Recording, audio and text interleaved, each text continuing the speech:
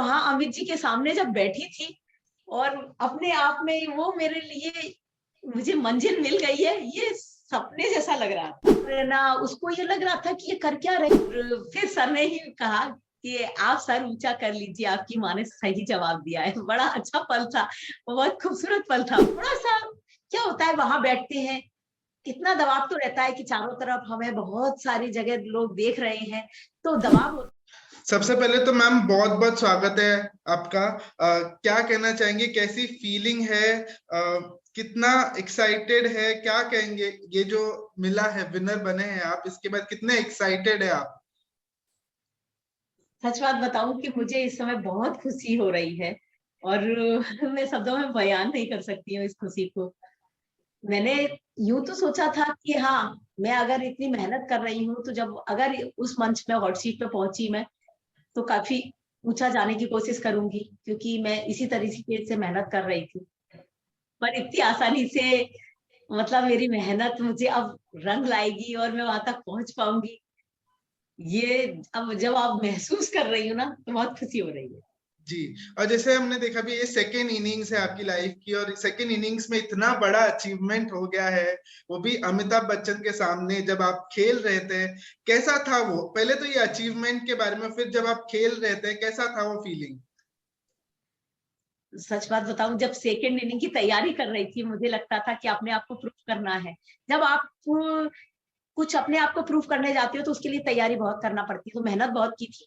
एक आत्मविश्वास था, एक भरोसा था कि अगर मैं वहां हॉट सीट तक पहुंच सकी तो शायद अच्छा करूंगी।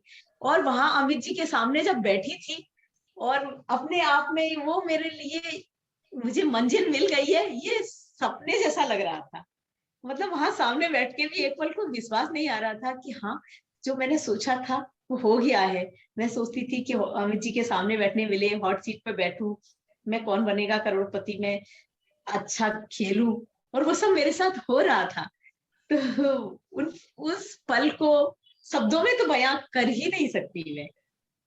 जी। और क्या उन्होंने कभी आपको नर्वस किया कुछ? जैसे हमने देखा भी हमेशा एपिसोड्स में कि कभी कभी सर थोड़ा ऐसे ट्रिक करते हैं, सही जवाब है या नहीं, गलत है कि नहीं, कैसा था वो?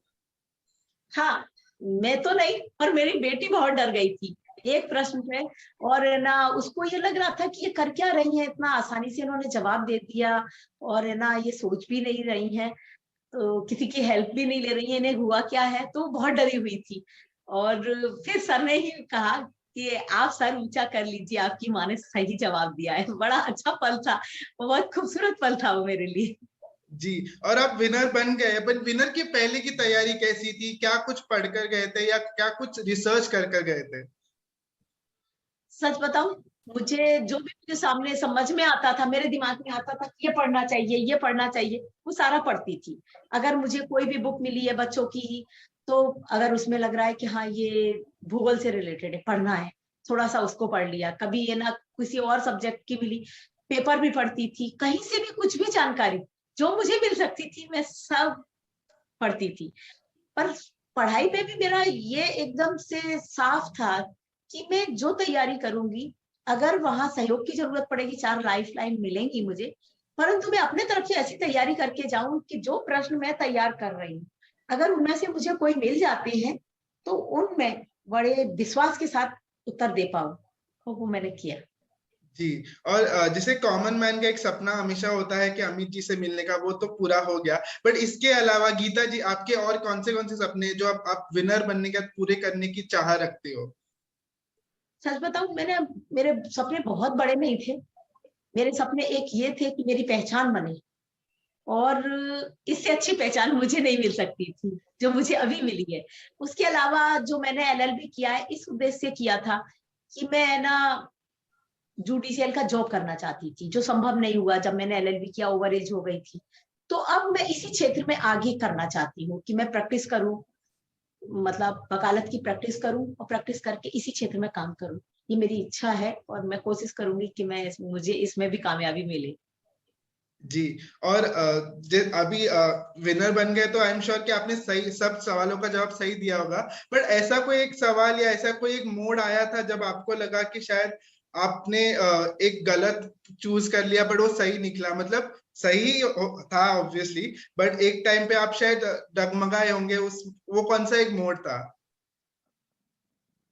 मेरे को जब डगमगाहट हुई, मैंने लाइफ लाइन इस्तेमाल की, और उसके बाद 100% जब लाइफ लाइन ले रही थी उसी समय मुझे क्लिक भी कर गया था कि नहीं, इसका आंसर तो ये है। और जब वो आंसर मुझे वही मिला तो फिर मेरे को डरने की जरूरत नहीं थी कि हाँ, मेरे दिमाग में भी अचानक क्लिक किया कि हाँ ये था। मैंने लाइफ लाइन क्यों ली, फिर मुझे लगा ठीक है, एक डबल मोहर लग जाएगी कि हाँ, और वही सब आंसर मिला, तो मुझे डर नहीं लगा किसी भी प्रश्न पे। थोड़ा सा क्या होता है, वहां बैठते हैं, इतना दबाव तो रहता है कि चारों तरफ हमें बहुत सारी जगह लोग देख रहे हैं, तो दबाव होता है, हमें बहुत कुछ हमने जो पढ़ा होता है, कई बार उसे ही याद करने में हम कंफ्यूज हो जाते हैं। पर अगर हम सही से उसे करते हैं तो सही जगह पहुंच भी जाती है, यदि आपने पढ़ा है। और अगर आपने पढ़ा ही नहीं है तो आप कितना भी समय बर्बाद करिए, वहां कुछ भी करिए, आप सही जगह नहीं पहुंच पाएंगे। तो एक प्रश्न में ऐसा ही मेरे साथ हुआ था, मेरा पढ़ा हुआ था पर थोड़ा सा कंफ्यूजन था मुझे, उसमें लाइफ लाइन लेने के बाद मुझे वो कंफ्यूजन दूर हो गया, और मैं 100% भरोसा हो गया कि अब जो मैंने उत्तर दिया है वो 100% सही है। जी जी। और हम तो जल्द देखेंगे कि कैसा रहा पूरा एपिसोड, बट आपके लिए ऑन सेट कैसा रहा था? मतलब एक कुछ आप बात अमित जी के बारे में या वो पूरे अपने एक्सपीरियंस के बारे में शेयर करना चाहेंगे, जो शायद जनता ने नहीं देखी होगी या नहीं देखेंगे? मतलब आपका पूरा जर्नी जो अभी इस क्वेश्चंस आंसर करते समय का रहा है, और अमित जी के साथ आपका एक्सपीरियंस के समय। सबसे पहला तो मैं ये कहना चाहूंगी, जो लोग वहां जाना चाहते हैं, कि एक तो जो केबीसी की जो टीम है ना, वो बहुत अच्छी टीम है। जो बच्चे वहां काम करते हैं वो इतने अच्छे हैं सभी, मतलब एक तो वो बहुत सहयोगी होती हैं, और उसके अलावा फिर अमित जी के सामने आप जाते हैं और वहां बैठते हैं, आप ये दिमाग में रहती है कि हाँ, एक महानायक के सामने जा रहे हैं, मगर वो भी हमें एक आम व्यक्ति की तरह हमें ऐसे महसूस कराते हैं कि नहीं, वो इस समय कोई बहुत बड़े महानायक नहीं, एक साधारण इंसान है, और हमें ये फील करा देते हैं कि वो हमारे बीच के, हमारे परिवार जैसे या हमारे अपने हैं। ऐसे बातें करते हैं और ऐसा एहसास कराते हैं कि जिससे आपका मानसिक दबाव कुछ कम हो और आप आसानी से खेल पाए। तो ये उनकी बहुत बड़ी खूबी है।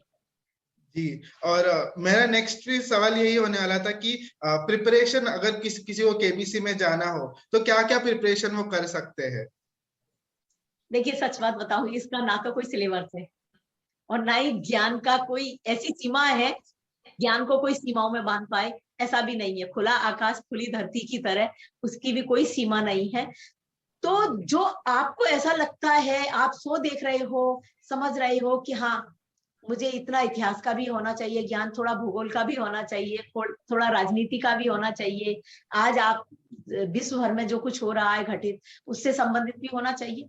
तो आप जो आसानी से पढ़ सकते हो वो आप पढ़ने की कोशिश करो, और जो भी पढ़ो उसको ऐसे पढ़ो कि हाँ, अगर वहां आ जाए तो कुछ पल के लिए आप कंफ्यूज भले ही हो जाओ, पर अंत में आप सही उत्तर दे पाओ। चाहे आप थोड़ा पढ़ो, मगर उस थोड़े को इस विश्वास के साथ पढ़ो, ये मैं सभी को कहना चाहूंगी। जी। और आप अपनी लाइफ में भी काफी कठिनाइयों से गुजरे, फिर भी एक विनर की तरह इमर्ज होके निकले हैं वहां भी और यहाँ भी। तो उसके रिगार्डिंग अगर आप फैंस से कुछ कहना चाहेंगे, कुछ एक मैसेज अपनी तरफ से देना चाहेंगे उनको?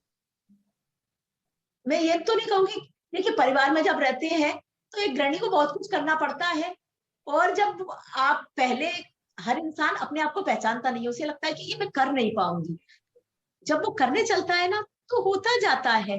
और जो हमें ऐसा लग रहा होता है कि ये सब जिम्मेदारियां मैं निभा पाऊंगी और बहुत कठिन लग रही है, वो होती है, वो बड़ी आसानी से हो जाती है। क्यों? आप अपने आप पे विश्वास रखिए।